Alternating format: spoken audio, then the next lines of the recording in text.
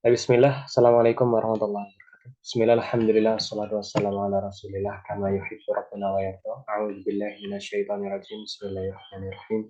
Subhanaka la ilma lana illa ma 'allamtana innaka antal alimul hakim. Allahumma anfa'na bima 'allamtana wa 'allimna ma yanfa'una warzuqna 'ilman yanfa'una. Allahumma la sahla illa ma ja'altahu sahla wa anta taj'alul hazna idza syi'ta sahla faj'al lana ya rabbana kulla syai'in sahlan wa yassaran.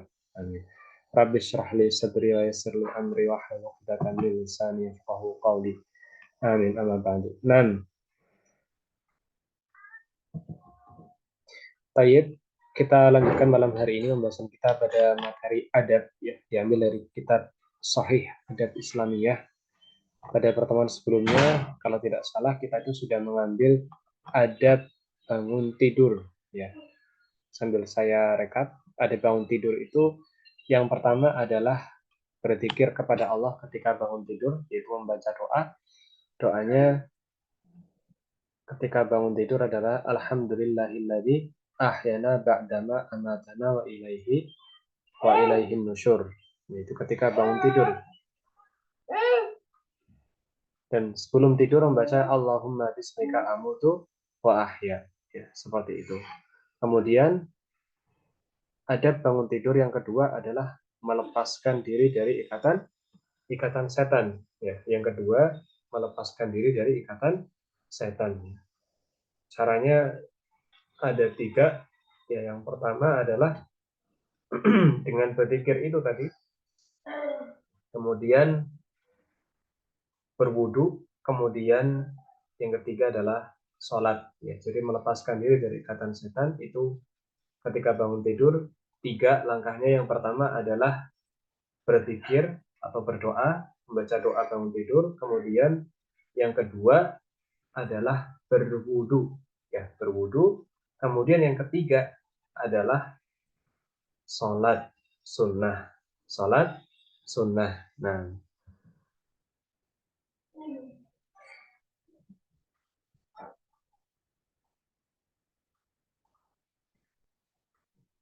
baik.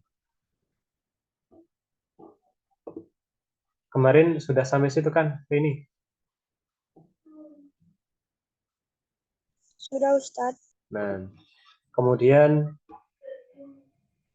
adab yang ketiga adalah bersiwak saat bangun tidur. Ya, bangun tidur bersiwak. Itu adab yang ketiga.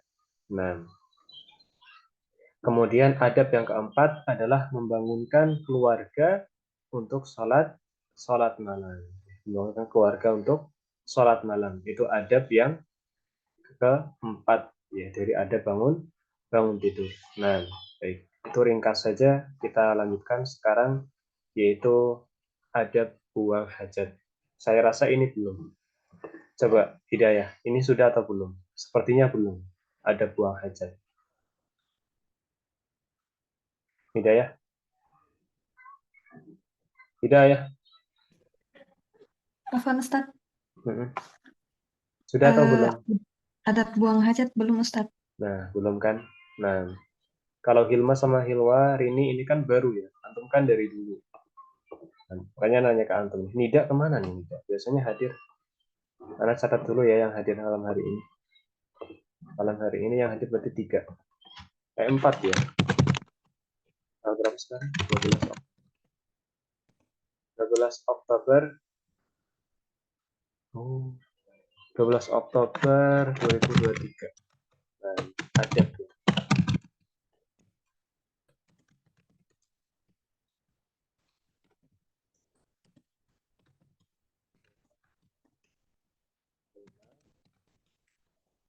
Kemudian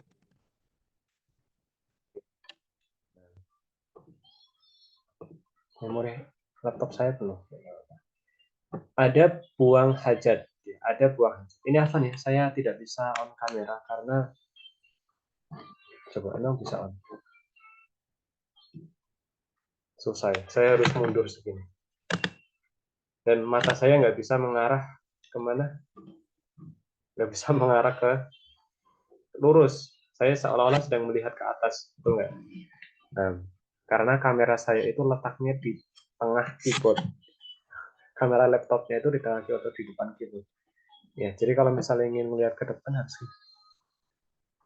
susah ya. Nah, kita off saja ya. Kameranya kita off saja. Nah, adab qada'il hajah, adab buang hajat. Ai al-adab allati yanbaghi lana fi'luha 'inda dukhulil khala' liqada'il hajah. Ya. Kabulin wa ghaib. Itu adab-adab yang selayaknya kita lakukan ketika kita masuk toilet. Untuk apa? Untuk buang hajat seperti pipis atau buang air besar. Yang pertama adalah berzikir sebelum masuk toilet, ya, atau berdoa sebelum masuk toilet. Berdoa sebelum masuk toilet. Ini yang pertama yang harus dilakukan ketika mau buang hajat adalah berzikir atau berdoa sebelum masuk toilet. Doanya bagaimana? Ya, di sini dikatakan wadzalika lima fi sahihain an Anas bin Malik radhiyallahu anhu qala, dari riwayat sahihain Imam Bukhari dan Muslim, ya. Hadisnya dari Anas bin Malik bahwasanya kana Nabi sallallahu alaihi wasallam idza dakhala al-khala qala Allahumma inni a'udzubika minal khubuthi wal khaba'is, ya. Jadi dulu Nabi sallallahu alaihi wasallam ketika akan masuk atau ketika masuk kamar mandi, ya, ketika masuk kamar mandi dia membaca Allahumma inni a'udzubika minal khubuthi wal khaba'is. Ya, Allahumma inni a'udzubika minal khubuthi wal khaba'is. Silakan ini dihafalkan.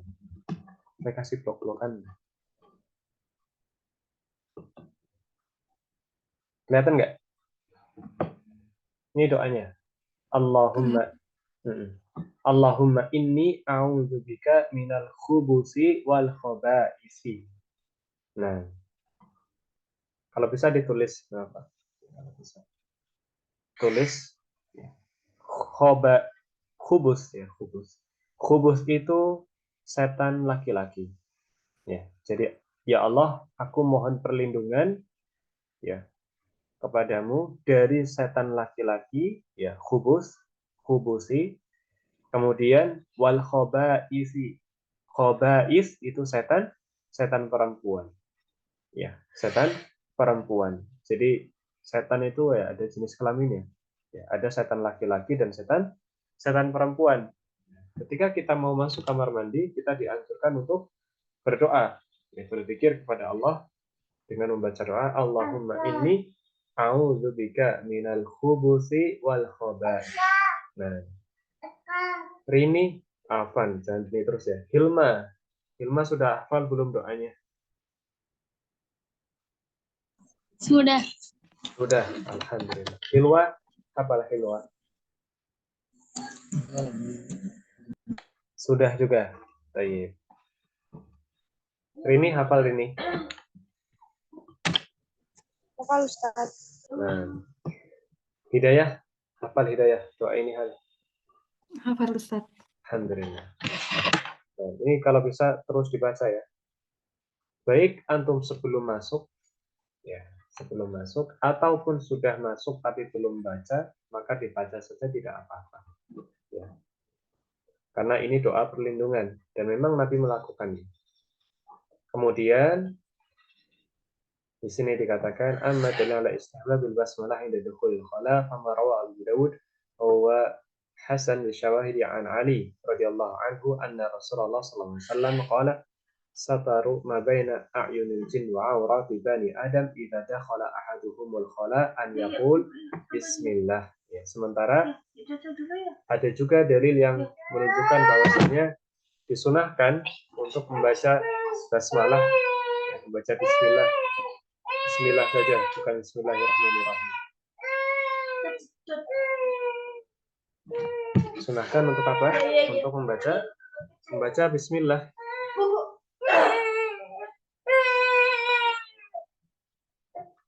Sunahkan untuk membaca bismillah, ya. Sunahkan untuk membaca bismillah sebelum masuk kamar mandi.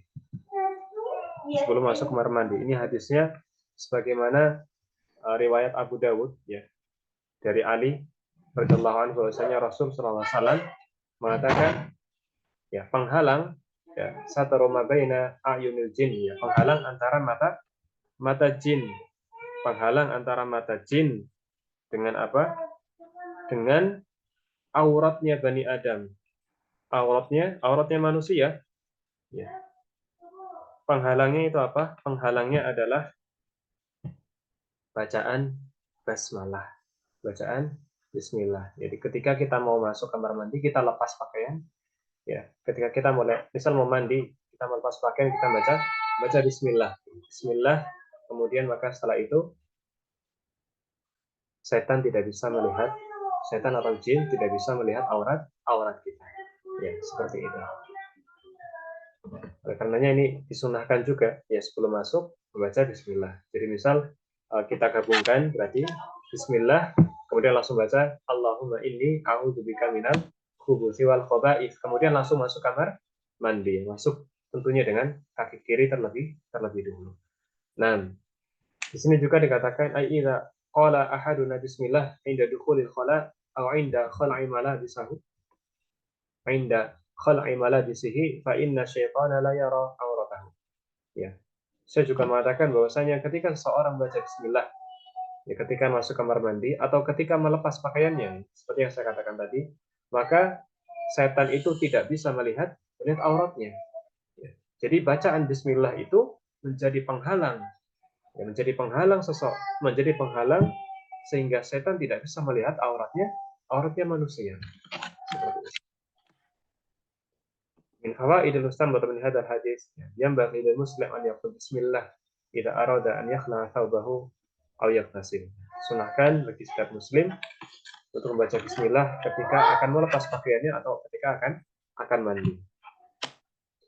Adab yang kedua, ya, adab yang kedua ketika kita akan adab kedua saat buang hajat adalah tidak menghadap kiblat atau membelakangi kiblat. Ya. Itu tidak buang hajat ya, dengan membelakangi kiblat atau menghadap kiblat. Tidak buang hajat dengan menghadap kiblat atau membelakangi kiblat. Tidak membuang hajat dengan menghadap kiblat atau membelakangi kiblat.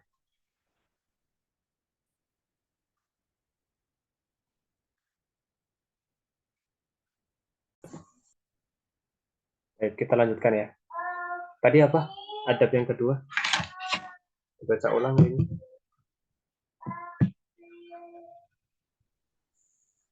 Tidak membuang hajat dengan menghadap kiblat atau membelakangi kiblat. Tambahkan lagi di tempat terbuka. Di tempat terbuka. Di tempat terbuka.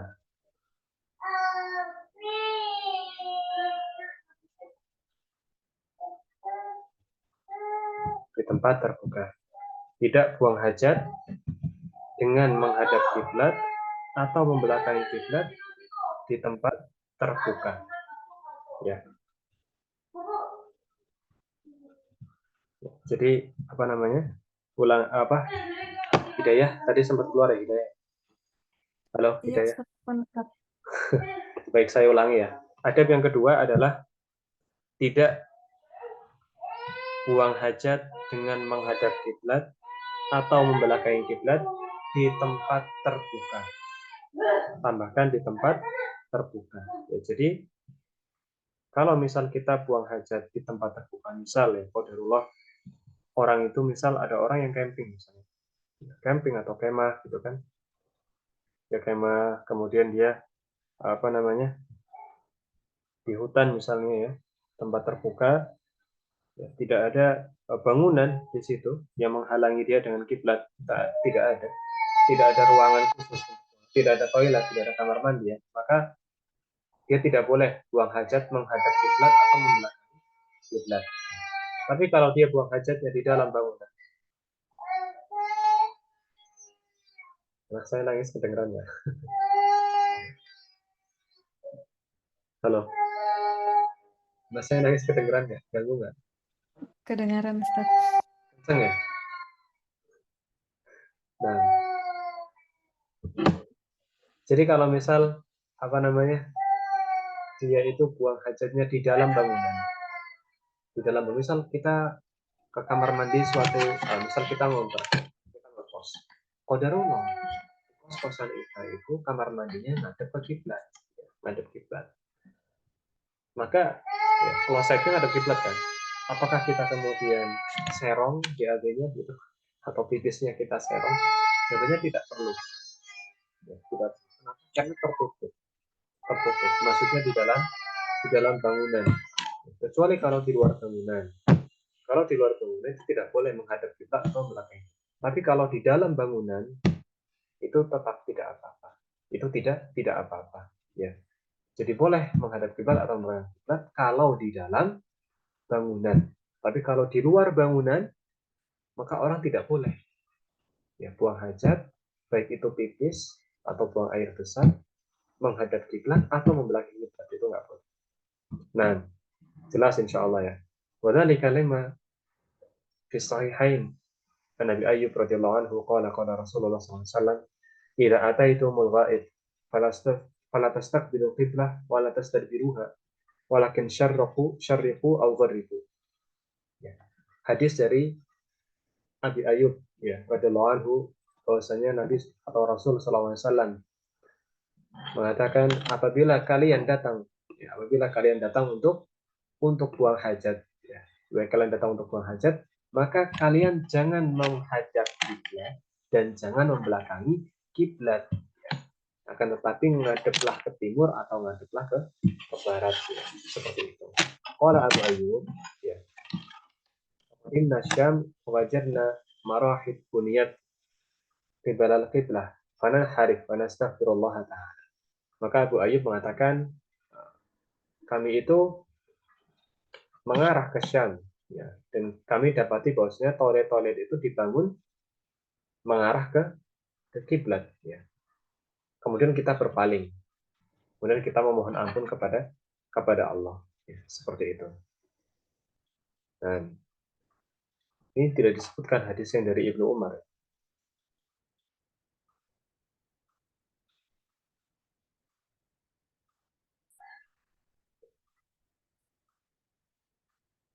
Hadis yang dari Ibnu Umar mana?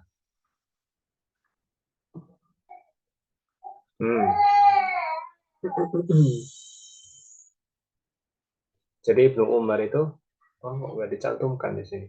Jadi ada hadis dari Ibnu Umar. Lalu dia melihat bahwasanya Rasulullah SAW itu dia apa namanya? Oh ini. Abdullah bin Umar nah ini. Sementara ada juga hadis dari Abdullah bin Umar radhiyallahu anhu mengatakan bahwasanya apa itu fauqa dhahri baiti Hafsah. Hafsah ini kakaknya Abdullah bin Umar. Hafsah itu kan anaknya Umar bin Khattab. Ya, anaknya Umar bin Khattab ada Hafsah, ada Abdullah ya. Nah, Hafsah ini kan kakaknya Abdullah, ya, istri Nabi Hafsah. Nah, ketika Ibnu Umar itu sedang ada di rumahnya Hafsah, ya, dia irtaqai fawqa dhahri baiti Hafsah. Dia naik ke atas atas rumahnya Hafsah, ke bagian atasnya. Libati hajati, karena dia ada hajat di situ, ya, ada keperluan. Fara'a itu Rasulullah sallallahu alaihi wasallam, maka Abdullah bin Umar ya, melihat Rasulullah sallallahu alaihi wasallam yaqdi hajatahu mustaqbilal qiblah mustaqbil Syam. Ya. Abdullah bin Umar melihat Rasulullah SAW sedang buang hajat dan Rasulullah membelakangi kiblat dan menghadap ke Syam. Ya. Jadi ketika Rasulullah SAW di dalam bangunan, ya, di dalam bangunan Rasulullah buang hajat membelakangi kiblat. Sementara di hadis yang sebelumnya dikatakan bahwasanya Rasulullah SAW buang hajat bagaimana? Tidak boleh menghadap kiblat atau membelakangi kiblat. Ternyata Rasulullah melakukannya ketika di dalam bangun Rasulullah membelakangi kiblat. Maka di sini para ulama ya di sini dikatakan wa fi sunani Abi Dawud wa Hasan Syawidi an Marwan al-Asfar qala ra'aitu Ibnu Umar wa ana kharah akhiratahu mustaqbilan qiblah summa jalasa yabul ilaiha. Nah, jadi diriwayatkan dari Sunan Abi Dawud juga bahwasanya Marwan al-Asfar ya, mengatakan dia melihat Ibnu Umar ya, ini Abdullah bin Umar radhiyallahu anhu, dia itu duduk dan juga kencing menghadap kiblat. Ya. Maka fakultu ya Aba Abdurrahman, ya, wahai Abu Abdurrahman, alaysa qad nuhiya an hadza? Bukankah hal seperti ini dilarang? Qala bala, ya. Maka Abdullah bin Umar mengatakan, iya memang. Innama nuhiya an dzalika fil fadha. Sesungguhnya hal seperti ini tuh dilarang ketika di tempat terbuka. Ya, yang di tempat yang tidak ada penghalang. Fa idza kana bainaka wa bainal qiblah syai'un yasturuka fala ba'sa. Akan tetapi jika ada penghalang antara kiblat dan kamu, ya. Jadi antara kita dengan kiblat itu ada penghalangnya, maka tidak apa-apa. Ya, jadi selama ada penghalangnya, jadi tidak langsung terbuka seperti itu di tempat terbuka, ada penghalangnya, maka hal ini dibolehkan. Aidza arada ahadun an yaqdi hajatahu jaza lahu an yastaqbil al-qiblah aw yastadbiruha idza wujida ha'ilun bainahu wa bainal qiblah. Idza lam yujad ha'ilun fahina idzin la yajuzu istiqbal al-qiblah aw istidbaruha. Maksudnya adalah apabila seseorang di antara kita ingin buang hajat, maka dibolehkan untuk menghadap kiblat atau membelakangi kiblat. Tapi syaratnya apa? Idza wujida ha'ilun bainahu wa bainal qiblah. Apabila dia itu mendapati sebuah penghalang yang menghalangi antara dia dengan kiblat. Amma idza lam yujad. Adapun kalau memang tidak didapati penghalang itu, fahina idzin la yajuz. Maka tentu saja itu tidak dibolehkan. Ya, buang hajat menghadap kiblat atau membelakangi kiblat. Nah, termasuk kesimpulan juga dari hadis-hadis yang kita bacakan bahwasanya adalah haram ya, hukumnya itu haram membuang hajat itu menghadap kiblat atau membelakangi kiblat tanpa penghalang atau di tempat terbuka, itu haram. Kemudian kesimpulan kedua adalah bahwasanya dibolehkan buang hajat menghadap kiblat atau membelakangi kiblat dengan syarat ada penghalangnya. Ada penghalangnya.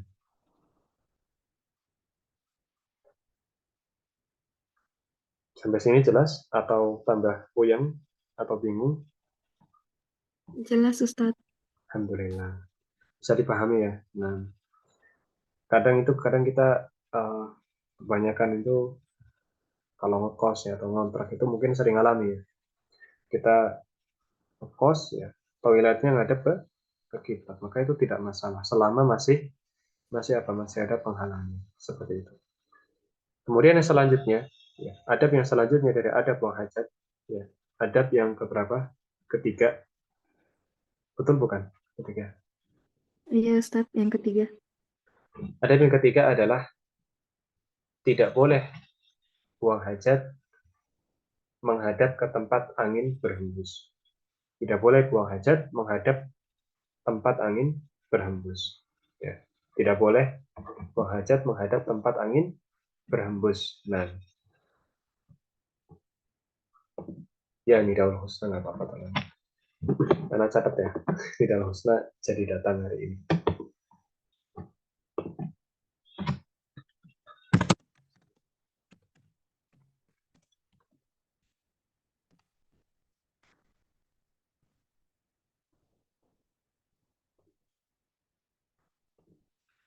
Mana lagi tadi?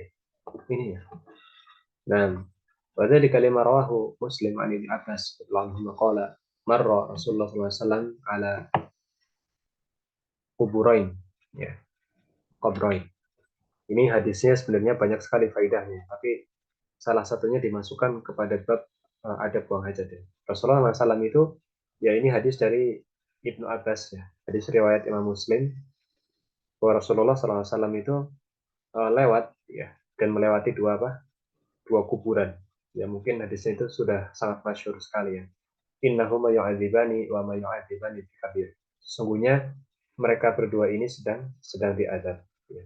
Jadi ahli kubur ini sedang diazab. Dan pada dasarnya Rasulullah SAW itu tidak tahu, ya, tidak tahu bahwasanya eh, hal-hal gaib ini seperti tidak tahu. Kecuali memang Allah kabarkan.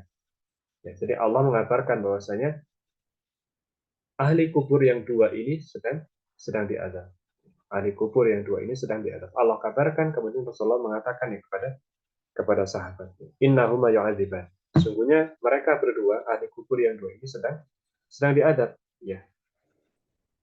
Wa ma yu'adzibani fi kabir. Dan mereka tidak diazab karena sesuatu yang besar. Ya, mereka itu tidak diazab karena sesuatu yang besar sebenarnya.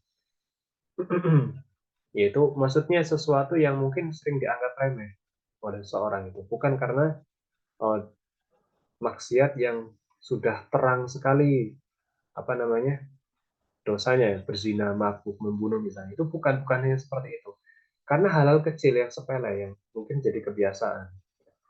Amma hadza fakana la yastanziha ya la yastanzihu min baulihi. Nah, yang pertama ini ya, ahli kubur yang pertama disiksa kenapa? Karena dia tidak membersihkan dirinya dari kencingnya. Habis pipis nggak cebok. Habis pipis tidak cebok. Jadi kita tahu bahwasanya perkara pipis tidak cebok saja sudah cukup mendatangkan siksa kubur. Ya, apalagi dosa yang besar. Apalagi dosa yang besar. Wong tidak pipis tidak cebok itu saja sudah bisa mendatangkan azab kubur. Apalagi dosa besar. Maksudnya begitu ya. Bisa ya dipahami. Yang sederhana, hal kecil seperti ini saja sudah bisa mendatangkan azab. Apalagi perkara yang besar. Apalagi perkara yang besar.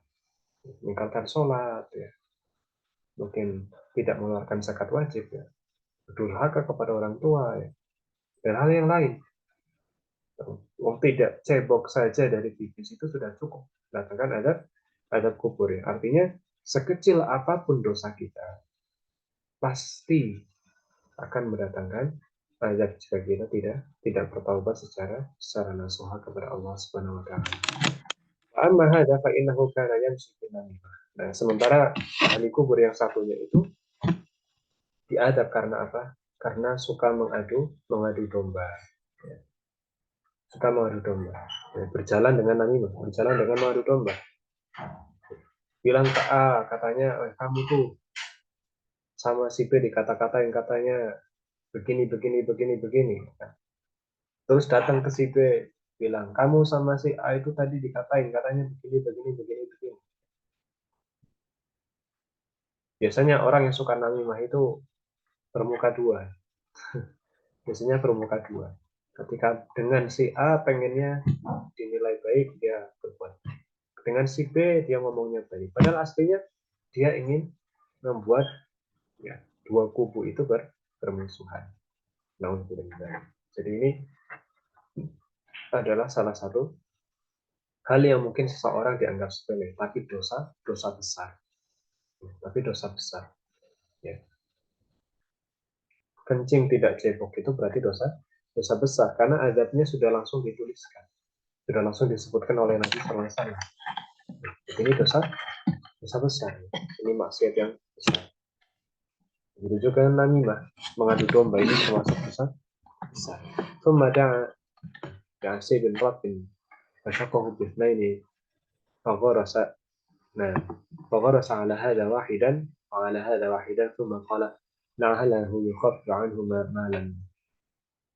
ما لم bisa malam bisa. Nah, kemudian Nabi berdoa ya, dengan meletakkan pohon kurma ya, atau pebahnya itu ditaruh, diambil dibagi dua, kemudian diletakkan di masing-masing kuburnya. Dan semoga Allah meringankan apa namanya dosa-dosa atau meringankan adab mereka. Semoga Allah meringankan adab mereka.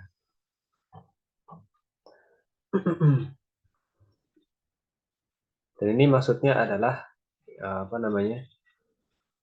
bukan berarti kemudian disunahkan untuk setiap orang ya. Jadi dikatakan nunabbih ya alaiha wa hiya annahu la yusra' li ghairi nabi sallallahu alaihi wasallam wad'u jaridah al qubur li'annana la na'lamul ghaib wa fihi isa'atun dhann bi sahibil qabr wa tafa'ulun alaihi bil 'adab. Dan tindakan Nabi yang meletakkan pelepah kurma atau pohon kurma di atas kuburan itu khusus Nabi dan tidak kemudian dilakukan oleh orang lain. Nabi bahkan tidak memerintahkan para sahabatnya, itu tidak ada yang diperintahkan melakukan hal tersebut. Ya, dan ini kekhususan bagi Nabi. Ya. Karena Nabi juga diberitahu bahwasanya ini sedang disiksa. Ya. Dan tidak ada yang mengetahui hal yang gaib. Ya. Kalau kita kemudian di sini juga kalau kita meyakini bahwasanya menaruh pohon di atas kuburan itu menjadi sebab diringankan ya ada kubur, maka kita juga berarti sedang apa? Kita sedang suudzon kepada ahli kubur. Kita suudzon bahwasanya dia itu sedang diadab. Karena kita kan nggak tahu gaib. Kita tidak tahu hal gaib. Kita tidak tahu hal gaib. Kita tidak boleh suudzon kepada ahli kubur. Nah, oleh karenanya hal seperti ini itu tidak perlu dilakukan. Tapi sayangnya banyak dari kaum muslimin yang melakukannya dan menganggap bahwasanya ini adalah sunnah Nabi, Ya. Katakan bahwa ini sunnah Nabi melakukannya, tapi Nabi tidak pernah memerintahkan para sahabat. Nabi tidak pernah memerintahkan para sahabat untuk melakukannya. Ya, kalaulah ini menjadi sebab, maksudnya menaruh pohon di atas kubur menjadi sebab diampuninya dosa-dosa, ya pasti sudah dilakukan oleh para sahabat lebih dulu kan, dilakukan. Ayo semuanya tanam pohon di atas kuburan agar apa? Agar azabnya diringankan ya. Tapi ternyata tidak. Ya, makanya ini khusus kepada dua kubur itu saja. Dan Nabi tidak pernah melakukannya kepada kuburan yang lain juga. Tidak pernah ya. Jadi memberikan itu hanya sebagai tanda saja agar orang-orang itu mengambil faidah, mengambil pelajaran. Ya, seperti itu. Sambil Nabi berdoa, semoga saja selama pohon itu masih basah, tidak kering, semoga saja azabnya diringankan. Seperti itu. Ya. Jadi ini masuknya ke pengharapan, semoga saja. Semoga diringankan. Bukan berarti menanam pohon di atas pohon itu menanam pohon di atas kuburan menjadi syariat, itu bukan. Nah, kemudian adab yang keempat dari adab buang hajat adalah tidak berbicara atau berpikir saat buang hajat. Tidak berbicara atau berpikir saat buang hajat. Ini termasuk ke dalam adab buang hajat. Tidak berbicara atau tidak berpikir saat buang hajat. Hadisnya dari Imam Muslim, dari Ibnu Umar radhiyallahu anhu, anna rajulan sallama ala Nabi sallallahu alaihi wasallam wa huwa yaqulu falam yarudda alaihi. Ya, ketika Nabi sallallahu alaihi wasallam sedang buang air kecil, kemudian ada seorang yang salam kepadanya, Assalamualaikum warahmatullahi wabarakatuh ya Rasulullah. Dia salam kepada Nabi, tapi Nabi tidak menjawab. Padahal kita tahu bahwasanya menjawab salam itu hukumnya wajib. Menjawab salam dari orang ke orang, ya satu orang ke satu orang, itu hukumnya wajib.